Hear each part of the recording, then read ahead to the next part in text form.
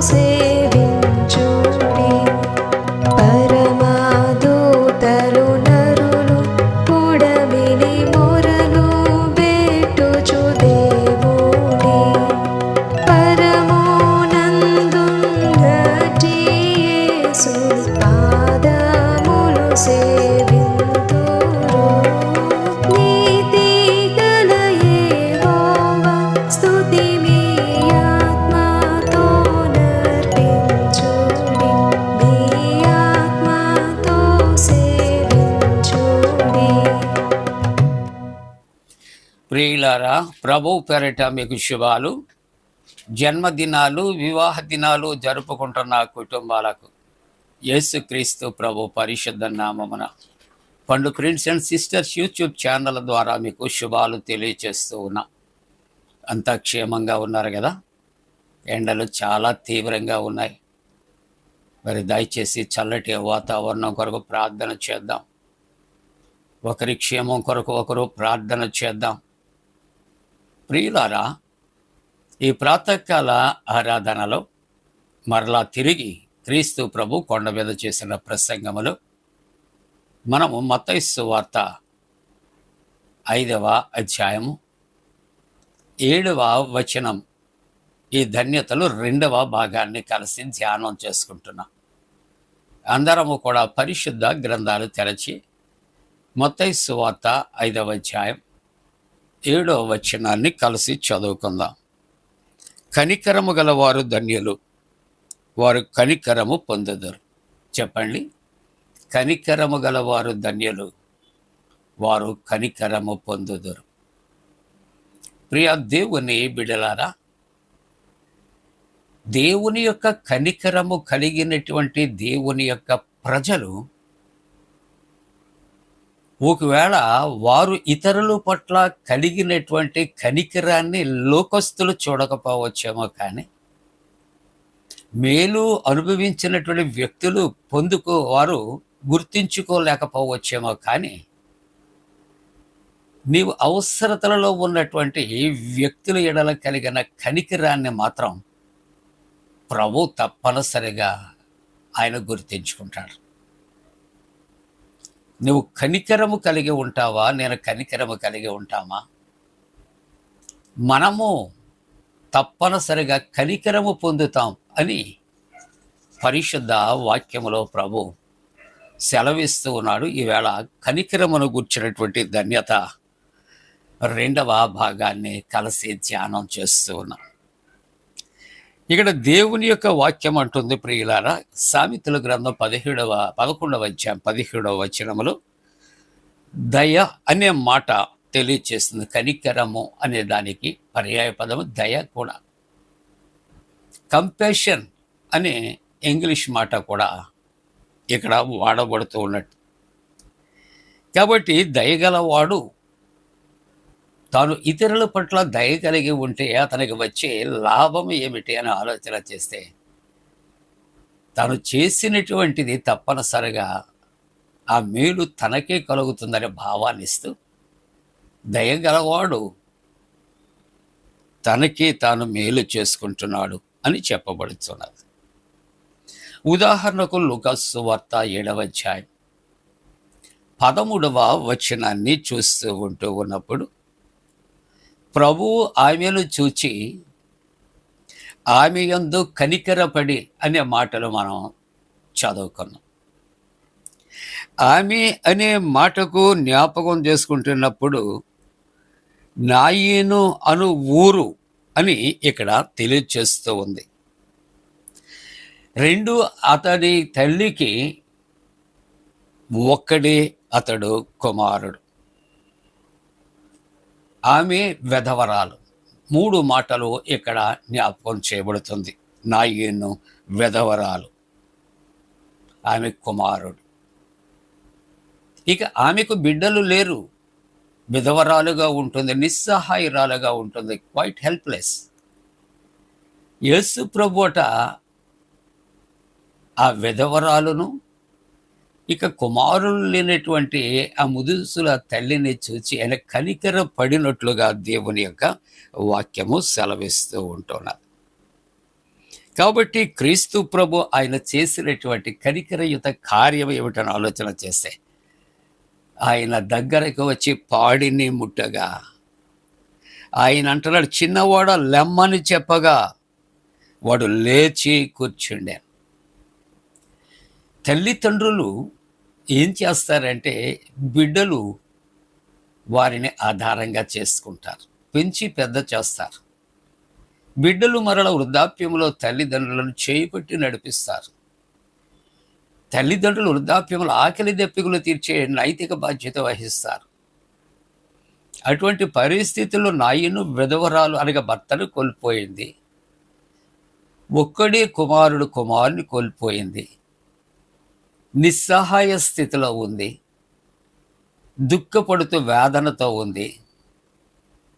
ప్రభు ఇది నాకు ఎందుకు వచ్చిందిలే అని పోలేదు, కానీ ఆమె మీద కనికరపడి పాడి కట్టినటువంటి నాయను విధవరాలు కుమారుని ముట్టగా అతడు లేచి కూర్చున్నాడట. ఎంత ఆదరణ! నిస్సహాయురాలు అయినటువంటి తల్లికి యేసయ్య కలుగు చేశాడు. ఆలోచన చేద్దాం. మార్కు సువార్త 8వ అధ్యాయం 2వ వచనములో చూస్తూ ఉంటూ ఉన్నప్పుడు, యేసు ప్రభు యొక్క బోధలు వినటానికి అనేక మంది కూడి వచ్చారు అని దైవ గ్రంథములో వ్రాయబడుతూ ఉంటున్నది. ప్రియులారా, మనకు తెలిసినటువంటి మాటలు అక్కడ స్త్రీలను కౌంట్లో మనం తీసివేస్తే, చిన్నపిల్లలను లెక్కించటం మానివేస్తే కేవలం పురుషుల సంఖ్య 5,000 మంది ఉన్నారు. యేసుక్రీస్తు ప్రభు ఆయన ఆత్మీయ ఆహారాన్ని ఇచ్చినప్పుడు ఆత్మీయ ఆహారాన్ని విరిచి వడ్డించారు. వారు ఆకలిగా ఉన్నప్పుడు వారికి భౌతిక సంబంధమైన ఆహారాన్ని ఇచ్చాడు. యేసు ప్రభు యొక్క బోధనలో నిమగ్నమైపోయి బోధలు అయిపోయిన తర్వాత తిరిగి వెళ్ళుచుంటుండగా యేసుక్రీస్తు ప్రభు ఆయన యొక్క కనికరము కలిగిన మనస్సు ఏమని ప్రేరేపించిందంటే, కేవలం ఈ జనులు నేటికి ఎన్ని దినములంటే 3 దినముల యొద్ద నుండి నా యొద్దనే ఉన్నారు. వారికి తిననీమియు కూడా లేనందున నేను వారి మీద కనికరపడుచున్నాను. తిననీమియు వారికి లేనందున. యేసుక్రీస్తు ప్రభు యొక్క ప్రాథమిక ధర్మం జీవాహారాన్ని ఆయన వారికి అందించాడు. తర్వాత వారు ఆకలిగా ఉన్నారు. 3 దినాల నుండి ఏమీ లేదు. కానీ ఆయన ఒక తల్లి వలె ప్రతి విశ్వాసి యొక్క కడుపు చూచి ఆకలి తీర్చటానికి తలపెట్టినట్లుగా దేవుని యొక్క వాక్యము సెలవిస్తూ ఉంటూ ఉన్నది. ప్రియమైన దేవుని బిడ్డలారా, లూకాసు సువార్త 6వ అధ్యాయం 36వ వచనంలో, కాబట్టి మీ తండ్రి కనికరము గలవాడై ఉన్నట్లు. మనకు ఆత్మీయ తండ్రి ఎవరు అంటే యేసుక్రీస్తు ప్రభు, నో డౌట్. ఇక్కడ యోహాను పత్రికల్లో అంటాడు, మనం ఏ విధంగా ఉండాలంటే తండ్రి యొక్క లక్షణాలు మనం కలిగి ఉండాలి. We are the children of God. మనం దేవుని పిల్లలము అని చెప్పినప్పుడు దేవుని పోలికలోనికి మార్చబడాలి. దేవుని స్వభావం మనము కలిగి ఉండాలి. దేవుని స్వభావము కనికరం. కాబట్టి వాక్యం ఉంటుంది, కాబట్టి మీ తండ్రి కనికరము గలవాడై ఉన్నట్లు మీరు కనికరము గలవారై ఉండండి. ముగింపుగా మదర్ తెరీసా, ఆవిడ అనాథులకు తల్లిగా ఉంటున్నది, గొప్ప ప్రార్థనా పరురాలు. అటువంటి ఆమె తన దేశాన్ని విడిచి పేదలు వారిని కాపాడటానికి, ఆకలి దప్పికలు తీర్చడానికి, కుష్ఠరోగులకు చీము రక్తము కురుపులు కట్టులు కట్టడానికి, స్లమ్ ఏరియాలో ఉన్నవారిని చారదీసి విద్యను వారికి అందించటానికి, వస్త్రాలు ఇవ్వటానికి, ఆకలి దప్పికలు తీర్చడానికి, ఎన్నో ఎన్నో గొప్ప గొప్ప కార్యాలు చేయటానికి ఆమె కలకట్ట ప్రాంతానికి వచ్చింది. ఒక దినాన్న ఫుట్పాత్ మీద ఒక వ్యక్తి, ఒక కుష్ఠరోగి సోలిపోయి చీము రక్తము కారుతూ కొన ఊపిరితో పడి ఉంటాడుగా. మదర్ తెరీసా ఆ ఫుట్పాత్ మీద కూర్చొని ఆ కుష్ఠరోగిగా తలనట తల్లిగా ఒడిలో పెట్టుకుని, ఇదిగో నువ్వు మరణ పరిస్థితుల్లో ఉన్నావు, నువ్వు చివరిగా నీకు ఏం కావాలని కోరుకుంటున్నావు చెప్పు, నేను చేస్తానంటే, అమ్మా నువ్వు దైవ సంభూతురాలు, నాకు ఈ లోకములో దిక్కు ఎవ్వరూ లేరు, అనాథను, నేను అనాథగా మరణిస్తున్నాను అని వేదన ఉంది. కానీ చివరి సమయంలో నీవు వచ్చి తల్లిలా రోగినైనటువంటి నన్ను ఆదరించి నా తల నీ ఒడిలో పెట్టుకుని నన్ను సేద తీర్చావు. నేను అనాథ కాదు, మదర్ తెరీసా వంటి ఒక మాతృమూర్తి నా తల్లిగా నన్ను ఆదరించింది, నేను అనాథగా చనిపోవటం లేదు అనే తృప్తితో ప్రాణాలు విడుస్తున్నానమ్మా. ఇంతగా మించినటువంటి గొప్ప కార్యం ఏముందని మదర్ తెరీసా ఒడిలో తానట ప్రాణాలు విడిచాడట. అందుకనే ఆమె అనేక దేశాలకు కూడా తల్లిగా మిగిలిపోయింది, నోబెల్ ప్రైజ్ సంపాదించింది. తను సంపాదించింది విద్య కొరకే, ఆరోగ్యాల కొరకే, ఆహారము కొరకే, పసిబిడ్డల కొరకే. అనేక మంది ఎవరైతే అవసరతల్లో ఉన్నారో వారి అవసరతల్లో తను కనికరము కలిగి వారిని ఆదరించిన తల్లి. ఎందుకంటే కనికరము గల వారు ధన్యులు, వారి కనికరము పొందారు. మదర్ తెరీసా గొప్ప మాదిరికరమైన జీవితాన్ని జీవించి, యేసు ప్రభు అందరికీ మించినటువంటి మాదిరి కనికరము కలిగిన దేవుడు. తన బిడ్డలముగా మన యొక్క మాదిరి ఎటువంటి కనికరము కలిగి ఉందా? మనం కొన్ని సమయాల్లో కనికరము కొంతమంది వల్ల పొంది చేసిన వారు ఒకళ్ళు మర్చిపోవచ్చు, గొప్పవారు. కానీ పొందినటువంటి వ్యక్తులమున్న మారాటి వారు వాటిని ఎప్పటికీ మర్చిపో, ఎప్పుడు జ్ఞాపకం చేసుకుంటూ వారి కొరకు ప్రార్థన చేస్తాం. అది వారికి ఆశీర్వాదం. వారు మర్చిపోకపోవచ్చు, ఒకవేళ మర్చిపోవచ్చు. కానీ పొందినవారు మర్చిపోతే అంతకు మించినటువంటి ద్రోహం ఏమీ లేదు. అటువంటి వారు దీవించబడాలని, తండ్రికి కుమారులగునట్లు మనము కూడా కనికరము కలిగి ఉండాలని ప్రభువు పేరట ప్రార్థిస్తున్న మాటలు ముగిస్తున్నా. దేవుడు తోడుగా ఉండరుగాక. ఆమేన్. ప్రార్థన. పరిశుద్ధుడా, నీ మాదిరి మేము కలిగి ఉండినట్లు కృపొచ్చాడు. ప్రభువా, ఎండలు తీవ్రత దూరపరచాడు. యవనస్తుల కొరకు, 10th రిజల్ట్స్ కొరకు, చల్లటి వాతావరణం కొరకు, గల్ఫ్ దేశాల్లో నాయన యుద్ధ బీభత్సాలు అరికట్టమని కూడా ప్రార్థన చేస్తూ, దేవా ఉదయకాలము నాయన ఎవరు ఎటువంటి అవసరతలు కలిగి ఉన్నారు వారి ప్రార్థన తగిన విజ్ఞాపనలు ఆలోకించి ప్రత్యుత్తరం దాయిచ్చేయమని యేసు ప్రభు దివ్య నామమున వేడుకొనుచున్నాం తండ్రి.